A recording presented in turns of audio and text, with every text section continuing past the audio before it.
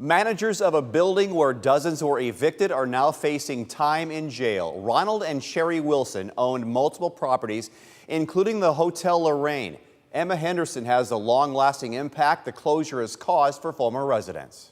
Last October, we were here as people exited the doors of the Hotel Lorraine for one last time. Many carrying just a few trash bags with all their worldly possessions. Now we know the manager of this property is going to be facing 90 months in jail. Dozens of people were displaced after allegations of mismanagement led to the closing of the Hotel Lorraine. While residents didn't like the living conditions, it was still a place to stay that they could afford. Bed bugs, cockroaches, mice. That's Todd Jurgens describing the hotel and his former home back in October. Now, the former manager of the hotel, Ronald Wilson, was sentenced to 90 months in jail. Sherry Wilson and Murphy Feeney were also charged.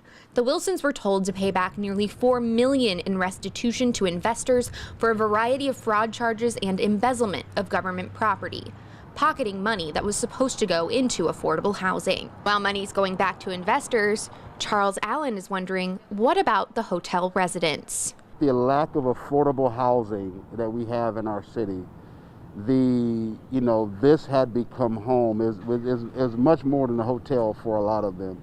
Allen helped find emergency housing for the 38 residents and says some of them are still struggling to find permanent homes 10 months later. Although there was justice to be served for the investors, there's still a lack of justice that need to happen for the people that they put in harm's way. Allen says he won't forget the mass displacement, remembering a hotel resident who died during the moving process. His mother having to pick up and move without him while dealing with her grief. I think what we need is definitely accountability. Accountability to those who are buying property sight unseen in our community. Accountability for slumlords. Allen is hopeful that people who invested in the Wilsons company choose to use some restitution they receive to bring real affordable housing options to Toledo. In downtown, Emma Henderson for WTOL 11 on Fox 36.